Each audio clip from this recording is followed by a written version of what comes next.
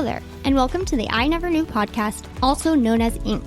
This show dives into the life experiences of people who have been through it all and have come through the other side stronger, better, and triumphant. Each story is raw, authentic, and, at times, heartbreaking. One thing joins it all together: the fact that the stories can help the listener learn and grow.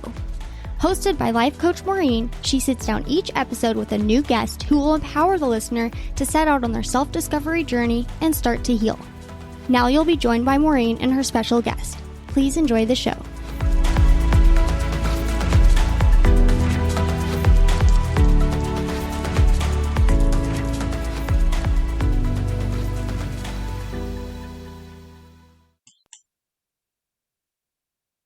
Hi, everyone, and welcome to another episode of I Never Knew But My Dog Did podcast. Maureen Scanlon, your host here, or life coach Maureen. Always happy to have everyone here. I appreciate you listening and engaging, your comments, your reviews. I just appreciate you all. As always, I will never let you down because I have a wonderful, wonderful guest today. He all the way from the UK, and I told him offline he's a serious chop, but we're going to liven him up because you guys all know Maureen is very high energy and I can't do low. So he's going to do fabulous today. So today I'm talking with Jason Shiers.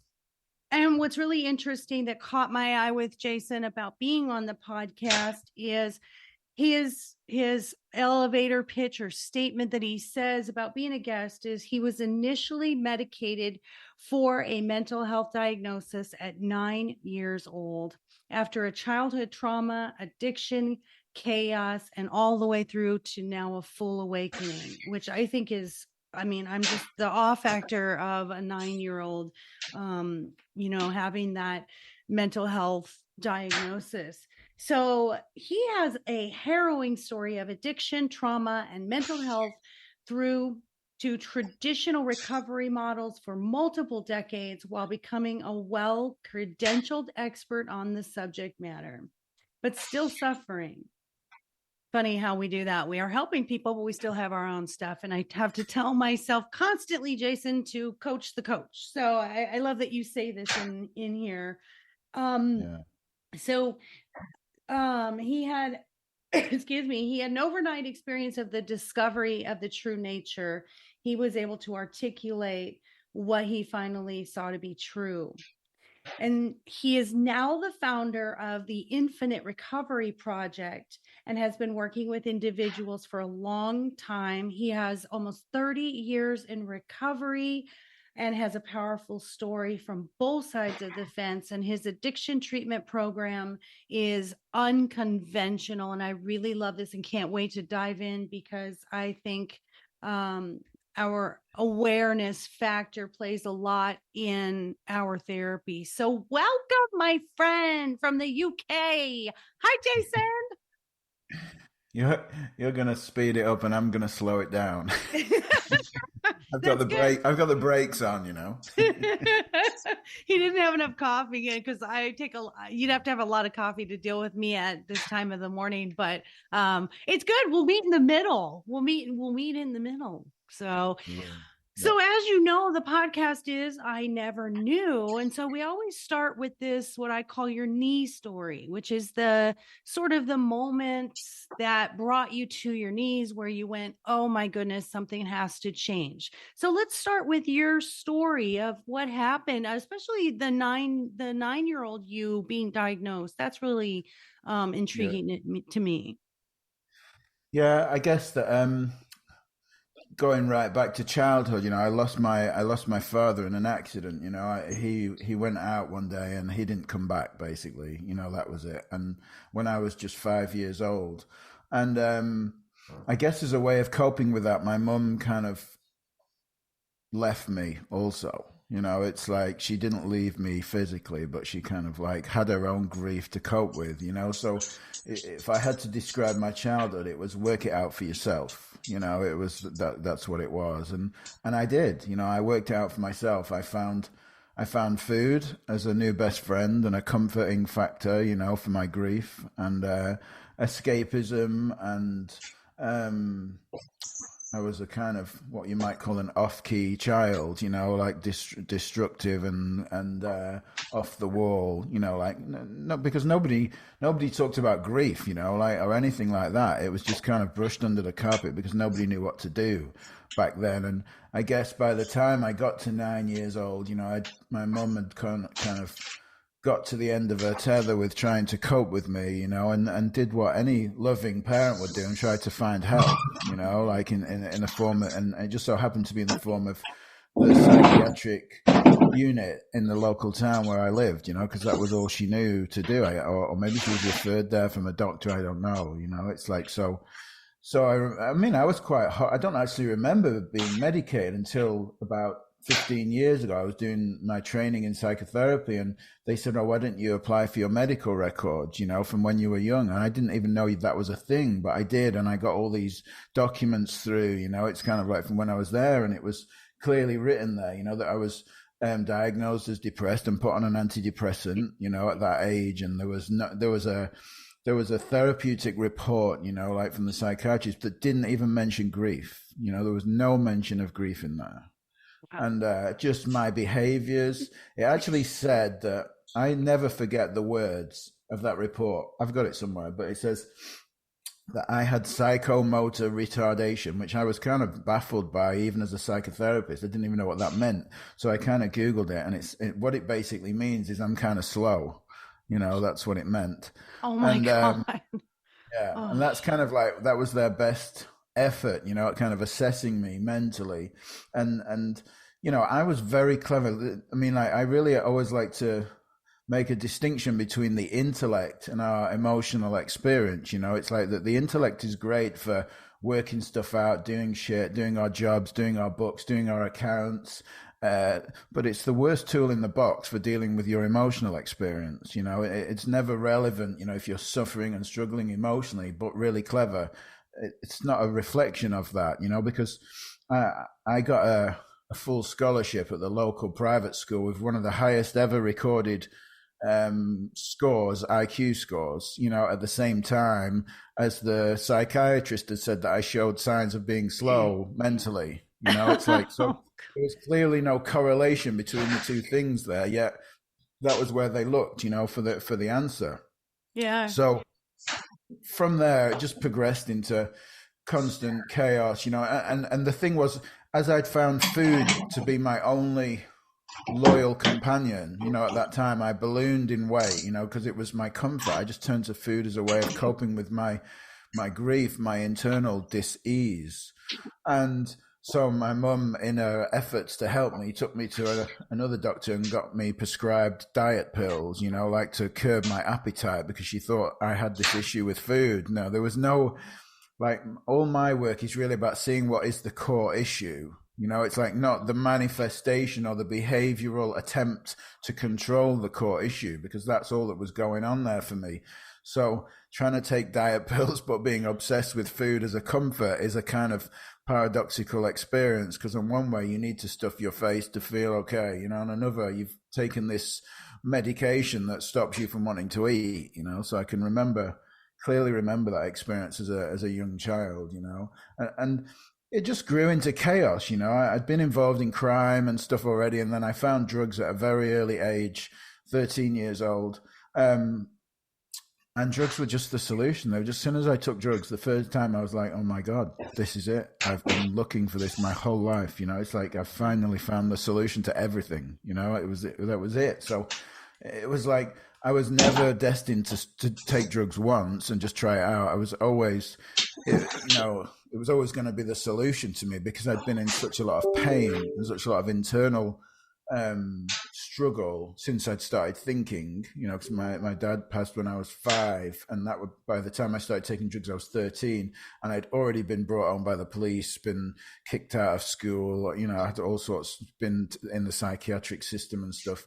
So when I found drugs, it was just full on into drug addiction. You know, it was just kind of like there. And I knew how to commit crime. I knew how to make money. I knew how to do all this crazy stuff. So I was just off out there figuring it out for myself as I was kind of left to do, you know, like. Yeah. Well, I mean, you know, it comes down to the abandonment of your father passing and then your mother emotionally abandoning you in the time that you needed that healing and you needed to talk about it. So it's kind of this normal sort of expected path where, you know, you're experimenting with ways to get this attention and this love that you were seeking from that. And then we find that escapism or the numbing agents that help us to not feel. So it's, man, it's so much. And at such an early age for you. And so when did you hit that rock bottom point? Because with every addict, we have to reach that point where we get off the elevator, right? When did that happen? Yeah, I mean, the first time I was 23 when I went to rehab. So I've been in the world of addiction and crime and jails and institutions for 10 years by that point, you know, and I was just very sick and tired.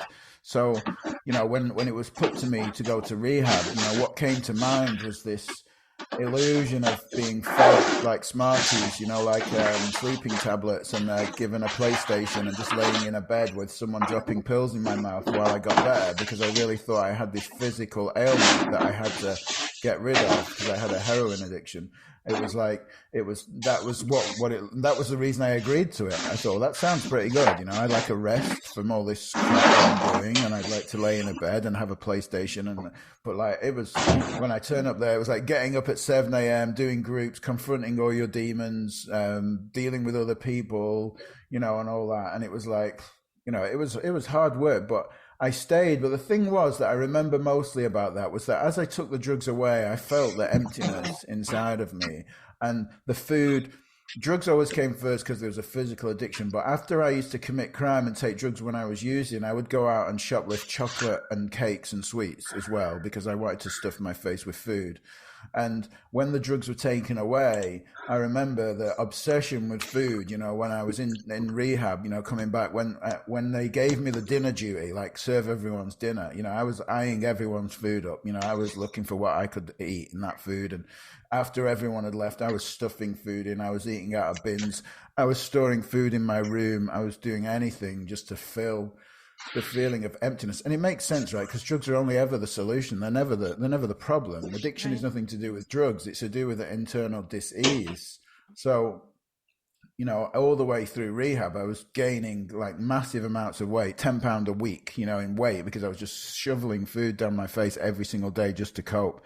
And nobody knew about that. I kept that to myself because it seemed like the thing to do. You know, everyone came in really skinny apart from me because they'd been on the streets taking drugs, but I was really overweight because I'd been stuffing myself with chocolate. And like, you know, and I went in at 180 pounds and I left at 300, you know, after 12 weeks. Wow. You know, so I was overweight, you know, it was just, I couldn't stop with that. And that stuck with me for a long time. You know, I went through these years of yo-yoing, you know, being obsessed with the gym and in a dysfunctional, toxic relationship, losing loads of weight and then gaining loads of weight back. I mean, that's another story, the food thing. I mean, I had 7 cosmetic surgeries trying to change the outside of my body to fix the internal emptiness that I felt, you know, so it was very extreme. That was when I was in recovery, so to speak, you know, like from drugs. I've been clean 29 years now, but during that period of clean time, I stopped taking drugs and alcohol, but everything else that I could, you know, like food, pornography, relationships, money, gambling, sex, anything, you know, it was like, because, you know, the internal experience that I was having was just full of desperation, you know, and separation and loneliness and isolation. It was just such a, you know, it wasn't fun to be me, to be honest. And I love that you said that, because you're going into rehab for one problem, but we're not addressing all of the problems. And that's a pretty common thing when we are dealing with addiction, that if you fix this without fixing what's going on inside the root cause of it, the real emotional things that are stuck in your subconscious, you're going to find something else, whether it is like sex or food or, whatever it is. I'm so glad that you said that, because sometimes people forget, well, I went to recovery and I shouldn't be doing drugs and alcohol, and I'm not doing that anymore, but now I'm doing this thing. So I'm really impressed by that. And I always say this, and I'm going to say this a million times, whether it's therapists, counselors, life coaches, whatever it is, I think the best healing, mental health healing helpers have been in those shoes. And I feel like we are more impactful when we have those experiences ourselves. And I'm so glad that you said your treatment is different than traditional, because it's no longer follow these modalities and do what the books say. It's, hey, I did this and it worked. So tell us about your program and how it's non-conventional or untraditional that helps your clients. Yeah. Like going back to that point, what I said, what you just made about kind of like what I call the whack-a-mole approach to addiction, it's kind of like when you just get rid of one, because that's what I did for years. I got rid of one and another one would come, and I'd get rid of that and another one would come.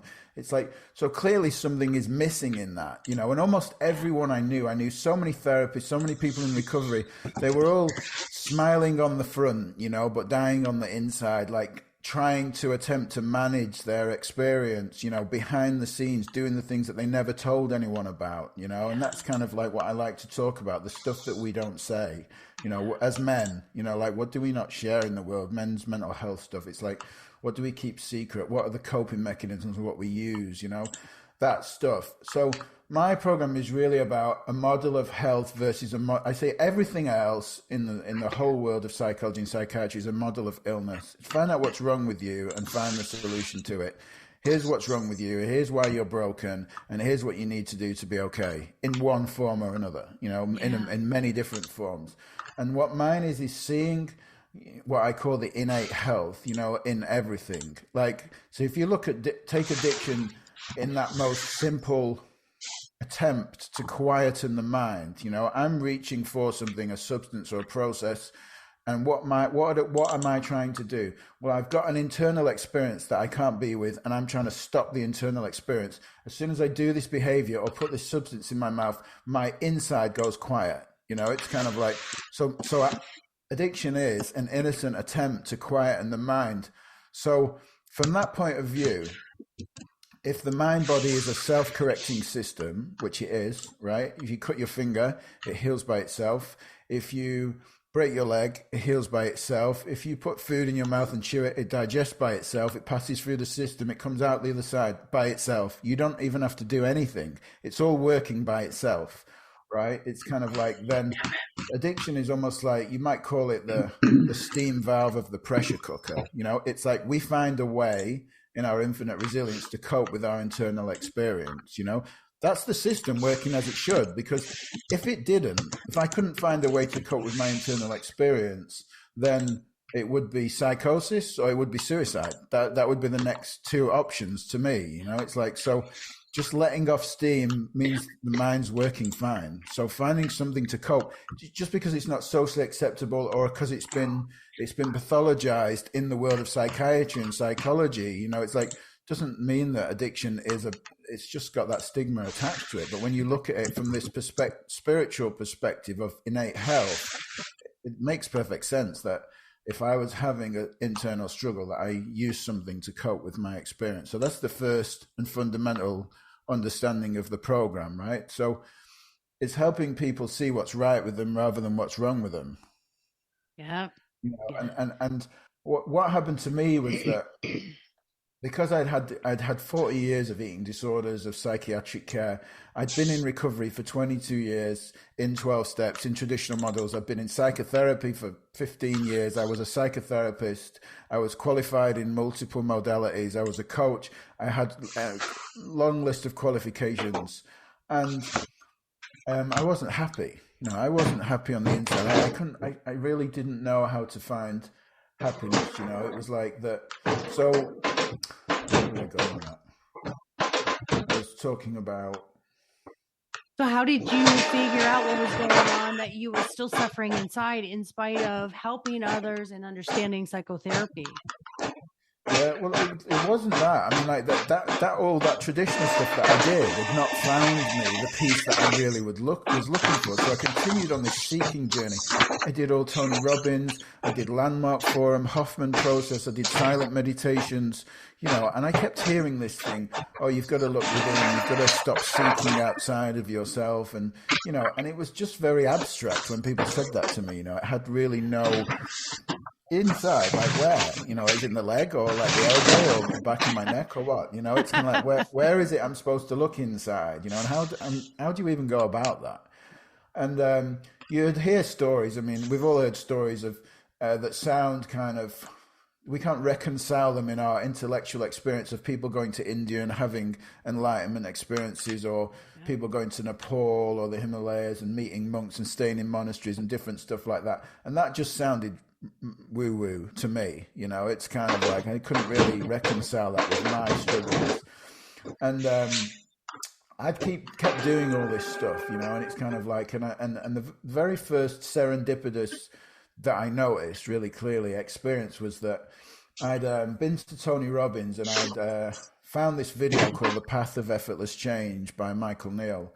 And it was just the word effortless, was almost like a spiritual experience, because it's like it felt like every single day I woke up with the weight of the world on my shoulders, and I had to manage this being, Jason, who was heavy and full of darkness and sort of mental health diagnoses and labels and addict, and go to meetings and do all this and make it all happen. And, it was like that was what my life felt like.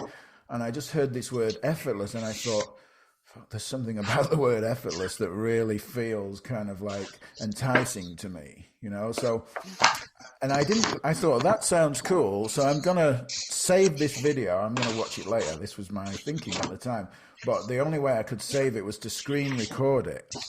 And to screen record it, you had to have the sound on to make sure you could do it. So as I was put it on another laptop next to me, and I was working away, and I kept finding myself really mesmerized by this video, and it was like, there's something about what this guy's saying that I need to know more about. It's like I couldn't tell what it was. I couldn't reconcile it in my current level of knowledge or understanding that I had, but there was something really important.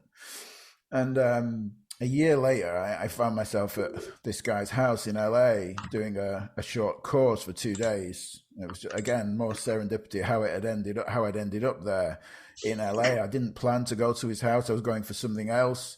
I looked on his website. He was doing this course. I didn't have any money. It was really expensive. A friend of mine paid for me to go, and I ended up there. And 2 days I spent there, and I remember turning up with all in my mind, my image of myself was this well-credentialed therapist and coach and all these things. And like, what is this guy going to teach me? I know everything about change.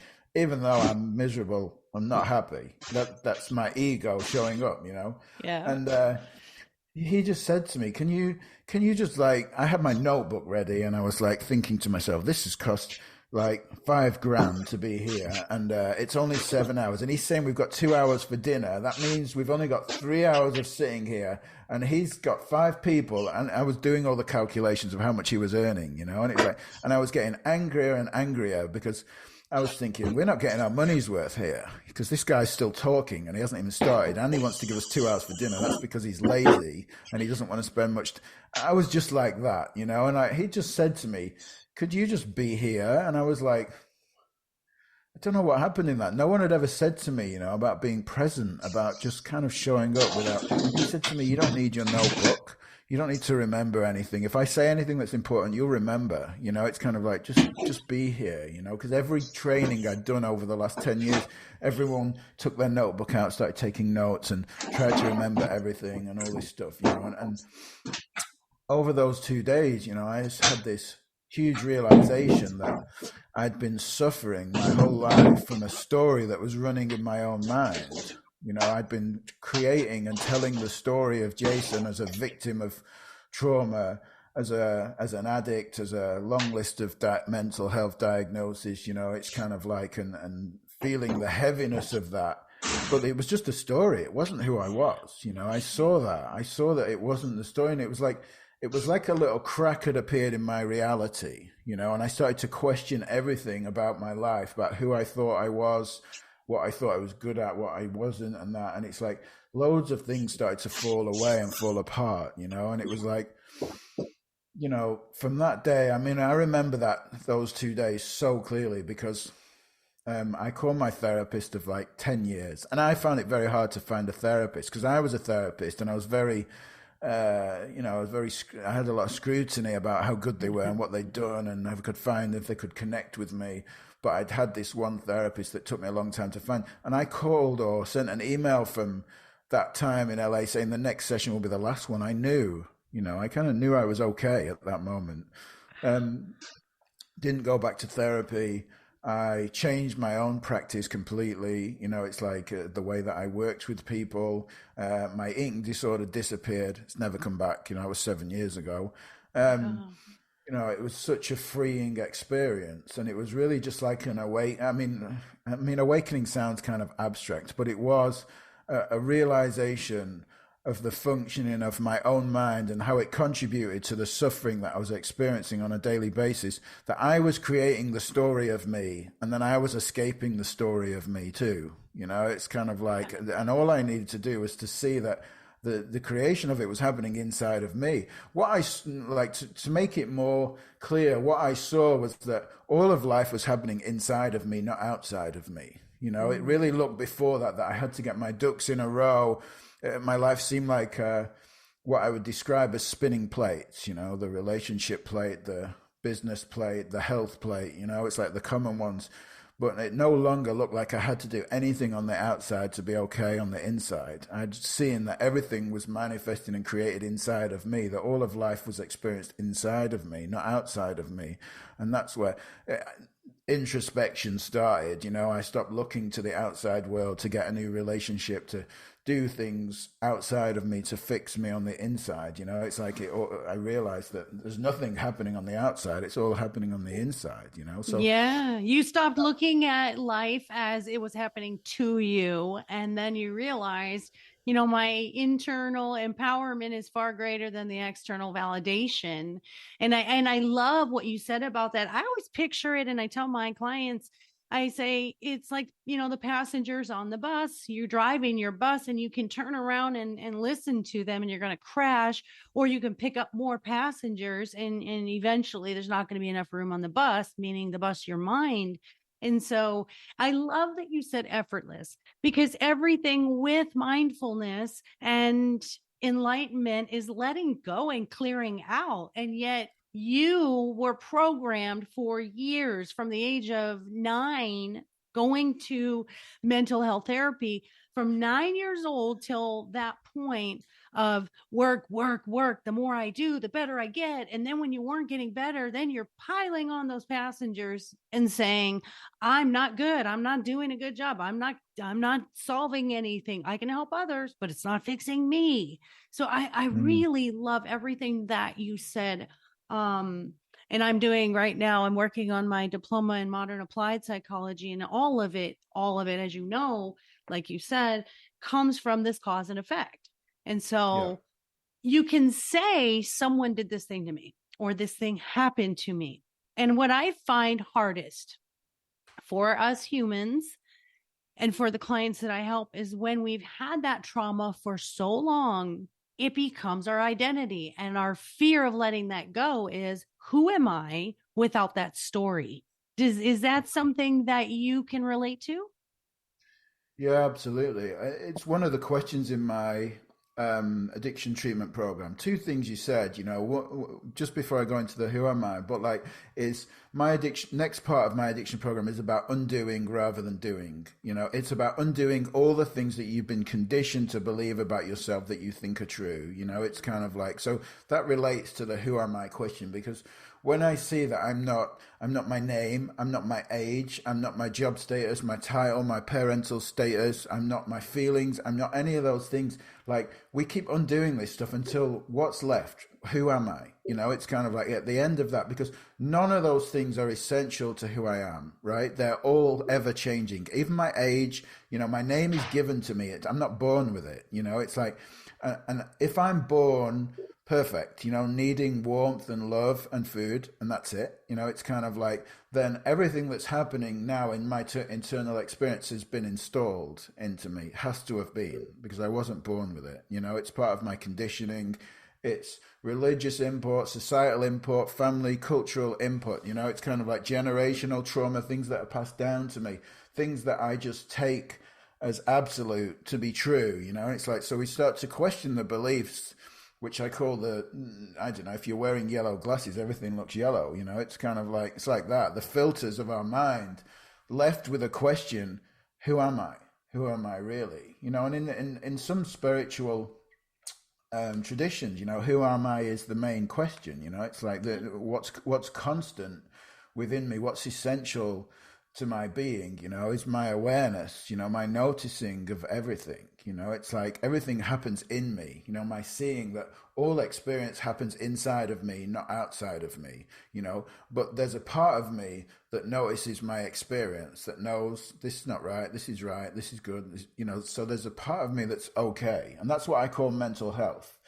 Innate mental health, perfect, unbreakable, undamageable, never changing mental health, you know. And it's like, not the experience that happens inside my awareness, because that is just my experience, but the part of me that recognizes that something's off. You know, it's like there must be a polarity of experience, right? If I know something I'm doing is off, then there's part of me that's okay. There has to be, because I'm looking from a standpoint of knowing that this is not right, you know. So there must be a place that is right, a place that's permanent, never changing, that's okay. And I differentiate between mental illness and mental health. You know, like, mental illness is everything that's been pathologized in normal human behavior. Mental health is that part of us that's spiritual, that never changes, that's inside, that recognizes that, you know? Yeah. And in my own journey, what I give back to people, what was given to me, is that when I met people, kind of my mentors now, like, no matter, I had a lot of stories, you know, of being broken, damaged, traumatized, you know, the long list of things that was wrong with me. Well, the psychiatrist has given me all these labels, and you know, I've been diagnosed with all these personality disorders, and I've been diagnosed with all this stuff, and I've been going to 12 steps for 22 years, so I'm definitely an addict and all this. And no matter what story I told them, they didn't believe me. You know, it's kind of, they didn't believe my brokenness. They saw to the part of me that was perfect and okay, and they kept pointing to that. You know, they kept pointing me back to that, and pointing me back to that, and pointing me back to that, and never did they crumble and go, yeah, you know what, Jason, you are the worst case ever. You know, it's kind of like, so this doesn't apply to you, because what I'm pointing to applies to everyone, no matter what, what your history was.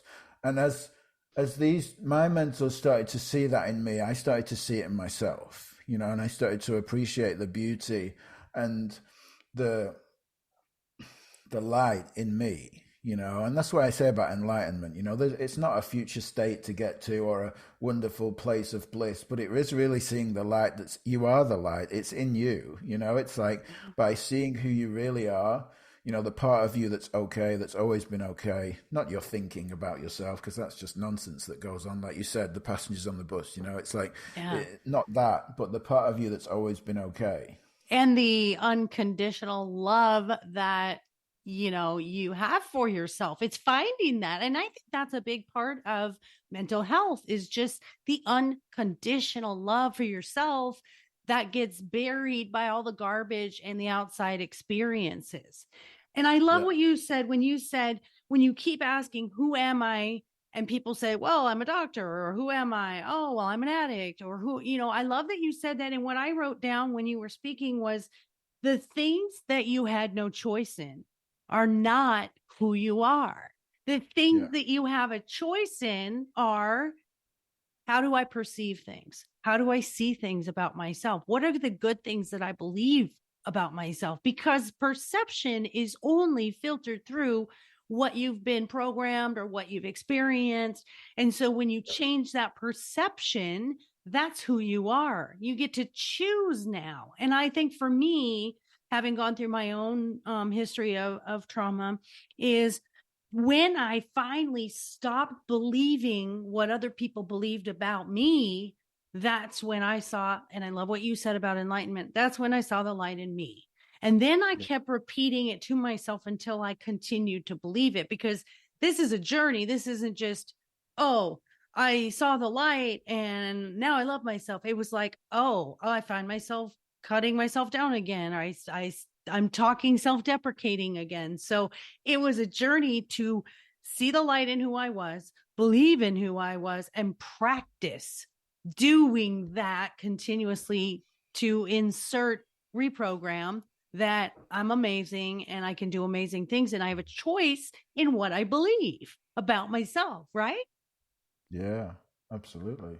And just to start questioning anything that looks fixed, anything that looks true or factual or absolute, like anything that looks like that, it's kind of like is not true, because there are no facts, there are no truths, everything is ever changing. And it's the human mind that wants to say this or that, right or wrong. It's kind of like, who knows? Everything is unknown. Life is completely uncertain. There's no such thing as certainty, but we do our best to create this illusion of certainty because we feel like that's what we need to be okay. But actually, our sense of okayness comes from our ability to respond to everything, not from the way circumstances are. And like, living in the unknown is absolutely beautiful and fun. It's kind of like when you realize that you're going to be okay no matter what anyway. You don't need to create certainty. You don't need to turn up and do the same things every single day just out of fear that you're not going to be able to cope if you don't. Because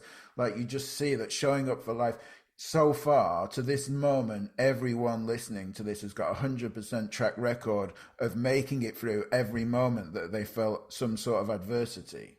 I mean, that's a pretty good track record, right? I mean, and it's always looking back at that. Instead, people look back at all the bad stuff. But I always tell my clients the same thing. Look back at all the good stuff. Look at everything you've done. Look at how strong you were here. Look at how you coped here. Look at how, you changed your thinking. You were open-minded here. So I love what you said. And I'm going to extend on that, because you're right. Humans are black and white. And I think self-awareness is the gray area and enlightenment is the gray area, where all things are possible. It can go either way. We can go this way or that way. And I love that. I wrote that down. That's a beautiful question. Anything that looks fixed, because what is that? Instinctual to go to something that we think is, the norm, or that we've been told is the norm, or our parents said, or our teachers, or society. We tend to go to that comfort zone of, well, they said it must be true. And now you're right, that's sort of changing that perception of question everything, be curious about everything. And I'm with you. Less is more. The less I do, the more I get. It's so much better than overthinking and having to be a human doing rather than a human being, right? Yeah. I like you said the word curious, and I think that with this experience of realizing, a lot of stuff, when you have this experience of realizing I'm not all those things, it's like, so what happens is all those things are falling away. It's almost like from a young age, these new layers of identity are, excuse me, wallpapered on top, and it's like, when you buy an old house and it's got like 10 layers of wallpaper, like one layer over, they've just wallpapered over. That's what the identity is like. There's one idea with another idea with another idea. So when you start to pull these things away, all these bits fall off you, and it's like life feels a lot lighter, and you become, what does everyone say about children? Oh, I wish I could be more childlike. Well, because children, they just play. They don't give a shit about getting dirty or playing in the sand, or like whether their jeans are getting wet. Or they're just there. And like, how long does it take for a child to learn to have fun? Well, they don't have to learn. It's just built into them. It's kind of like they know. And then over the years, those layers of identity are added on. And when you start taking them off, you become more childlike and more curious, and it's like, curious about life, curious about what's going to happen today, curious about who I'm going to meet, how it's going to go, without the fear and worry of getting somewhere or who I am or what people think of me and all that shit that I don't give a shit literally about, because, I'm willing to just let my own light shine. And that may not fit in the world with everyone else. It's kind of like they may not see that, but this has got no, it's not important to me, anymore. Yeah. Well, and that's why I do the premise of my books with the dogs, and everything I do in my coaching is about the dogs, because dogs and children to me are, Yeah. the most purest form of unconditional and unprogrammed, and just they are more in tune with who they are than anything else. And that's why dogs don't have a long life. It's they do what they want when they want to. They know how they feel at all times. Yet they're still compassionate and nurturing to us. It's the perfect formula of how I think we should, as humans, we should copy. And like you said, with children, they're so new into this world that they haven't been tarnished yet. It's it's Yeah. patina on an antique. That's you and me. We got to rub that off and we got to shine that up. But these kids and babies and animals, they're just this beautiful, shiny, brand new thing that hasn't, really been affected by life yet. But we can get back to those shiny people, and it doesn't matter how long it takes, and it doesn't matter what your journey looks like. When you start looking, and if you agree with me on this, when you start looking at life and saying, this happened for me, and now I have gratitude, it happened because now I can do this thing. That's why I do this podcast, is being able to look back with gratitude, and no more anger, no more sadness, no more trauma, no more victim mentality, but to see it like, oh yeah, okay, good. I'm glad that happened, because I couldn't be me today. And who am I? I'm this person who made it through this thing, and now I see life so different. The puzzle pieces fit now. What do you think about that? Do you have an identity or a idea that you feel the same way like that? Yeah, I think that, like, I can certainly look back now, even at my tragic losses, with gratitude. I mean, particularly for the father that I am to my own children. I don't think I would be that. I mean, hindsight is a wonderful thing, right? We can look backwards and we can say stuff that looks true. I don't know if it is or not, but it's kind of like, I imagine that I wouldn't be the same father, with the same strong presence for my children and the same loving connection that I have with them. It's like, if I hadn't have been through the loss of my own father, know how important it is to have that in your life. It influences me to be better, on a regular basis. Now, who knows if that hadn't have happened? Grief is of what I call the loss of a dream that may never have happened. It's kind of like, because we grieve the loss of the imagined life. Yeah. We don't necessarily know. I mean, my dad, like, he could have been a complete dick. It's kind of like, I don't know that. I mean, but what I grieve is the loss of the love. It's kind of like the imagined presence of a father. So I certainly have a lot of gratitude for my awakening, my realizations, the life that I live, the light that I shine into the world, the lives that I'm able to touch, with my presence and stuff like that, and I'm certain that it would have been something different without those things, and I continue to remain open to not knowing what I don't know, because I think that is the key to everything. As soon as things start to look fixed, soon as things start to look absolute, soon as the concepts start to look like the only way to help people for, what's right, all that stuff, I just try to notice those things in myself, because they're the things that have really freed me. Once I get too caught up in something, I find myself going back into right and wrong, and kind of like, and creating a new identity for myself, and then things start to go a bit pear-shaped. So I think we're all susceptible in the human experience to falling into that, because it's just natural, but like, we can always return back to that space of awareness, the truth of who we are before the identities are painted on there, to know that we don't know anything, we don't know what we don't know. And that's the beauty of the human experience. It's like it's ever learning. We're always open to seeing new things, and it's who knows what's coming next. Yeah, I think stagnant equals misery. And I think if you find yourself getting stagnant and bored, that's you telling you, get out there and do something new. We need to learn something new. We need to stir the pot. We need to put some spice in it. We need to go try a new experience. Cause I'm like you. I never want to be, my double negatives. I do this consistently. I always want to be surprised by life every day, whatever it is. If it's a flower that bloomed on a plant outside, or whether it's meeting a new person, or whether it's studying and learning a new idea, I always want to keep moving forward. And when you find yourself stagnant, I think that's where we get miserable, because then we internalize, what are we doing wrong? What am I failing at? So I absolutely love that. So with 10 minutes left, one of my questions, or I have two more questions for you, and I'm going to lighten you up at the very end. But this question, especially pertinent for you, is because of how young you were when you lost your father, and how young you were getting diagnosed with the mental, getting medicated for mental health issues. What would you tell your younger self today if you could go back and stand in front of your 9-year-old self? What would make it a turning point for your life? Wow.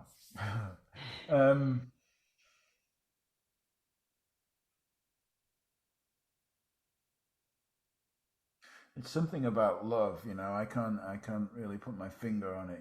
It's kind of like just that love is in everything. And life is always pointing you home. Like all those things, like you said about the gratitude. It's like all those things that happen. It's like, in a way, in hindsight, you can see that life is always pointing you.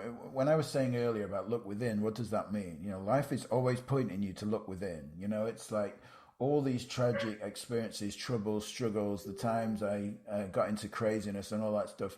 It's like just saying to me, it's like the pain is happening inside of me. Look inside. It's kind of like there's like it's like an alarm clock. The pain is like an alarm clock from the soul. That's what I call it. And it's like waking me up to my true nature. That's what's going on.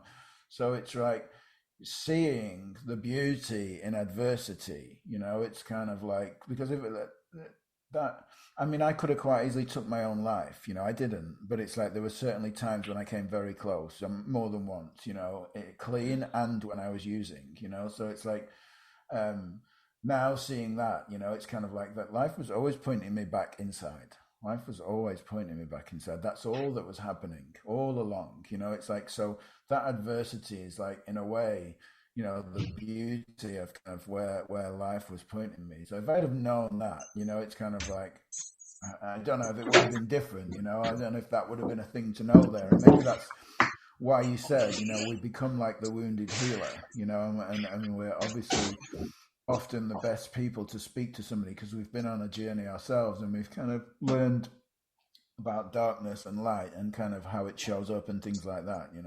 Yeah, 100%. I love that. Being light workers is not always light. It's hard. it can be tough to apply to ourselves. So my last thing is to lighten up the conversation. I'm just so grateful for you for being here. And so I do this fun little thing at the end of my podcast because our conversations are usually pretty heavy. So I always believe in life being fun and funny. So that being said, I have a segment that I call Take My Money.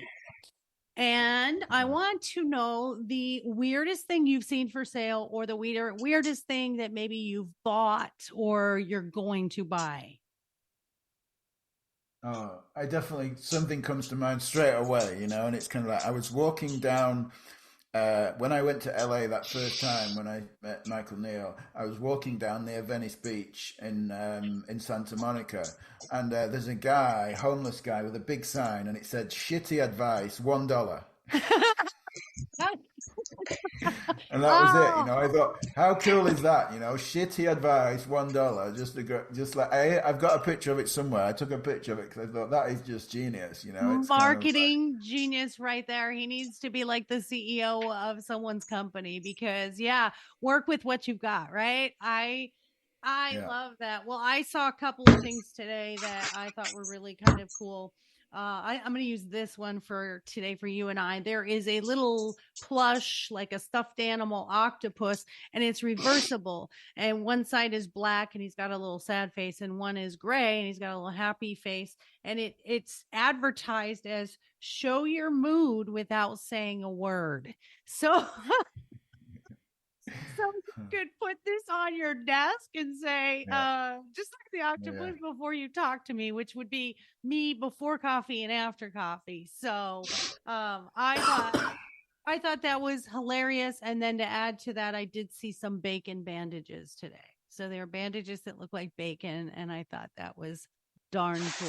So there's our Take My Money episode for today.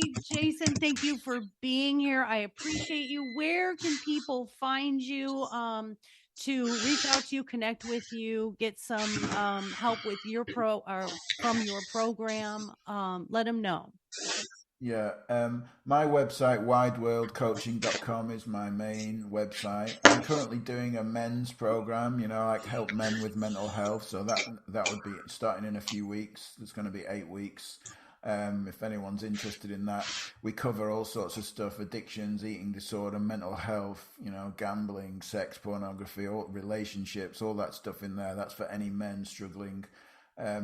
If you want to hear more transformative conversations about true nature and kind of psychology, my podcast, misunderstandingsofthemind.com. And my addiction program is called infiniterecoveryproject.com. Wow, I love it. Misunderstandings of the Mind podcast. Guys, go subscribe to that. Go take a listen and support him. I'm all about helping my fellow hosts that are podcasting. Is that wideworldcoaching.com? Yes, that's right. Yeah. No UK on that. And then the other one was Infinite. And I'll have all of this, guys, in the episode. I'll make sure that all of these ways to contact him and listen to him. There it is. I gotcha. So everything will be on the episode. And Jason, I can't thank you enough for your time, for sharing so much of your wisdom and your story, which I find amazing and intriguing and inspiring because, boy, a lot of us didn't start having a lot of stuff until we were adults, and to be able to be who you are and carry that forward to help others, and especially men. I love that you focus your niche with men because it's been this stigma around the world that men are not allowed to share their feelings and their issues and their past. So good for you on that. So thank you for being here, Jason. Thank you. Really enjoyed it. Thank you. All right. I think we livened him up, listeners. What do you think? We got some passion out of him. I got him like going for a while. So I love it. I knew we would. All right, listeners. Well, that's it for this episode. As for me, I am at lifecoachmaureen.com, where I help with teaching you how to be your own best friend, your self-esteem, your self-confidence, your self-image. And relationship coaching and dating coaching are my specialties. I'm also starting to work with neurodivergent and people on the spectrum, and I'm so excited about that, especially dating, because I think there's love out there for everyone. We just need to help each other find it. So you can go to our doggy boutique, mydoggiseverything.net, and of course, my books on Amazon. My dog is more enlightened than I am, and my dog is my relationship coach, are available Barnes & Noble, Amazon, and also on my website. So all that housekeeping out of the way. Thank you all. Please respond with your comments. You can comment anywhere you need to with Facebook or any of my social medias, and give us those 5 stars. Share the podcast. Let's grow the community and let people know that it's okay to be okay. And it's also okay to not be okay for a minute. but we'll get you back to healing and loving who you are to give you the best life you deserve. So thank you all for listening. Until next episode, take care of yourselves, be well, and be happy.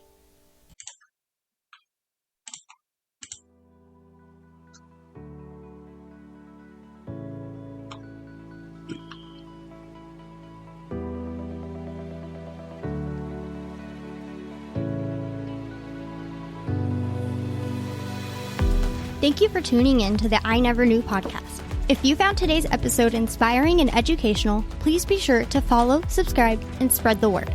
The more people that join the Inc. community, the more it can develop and influence others as we work together for a healthier and brighter future.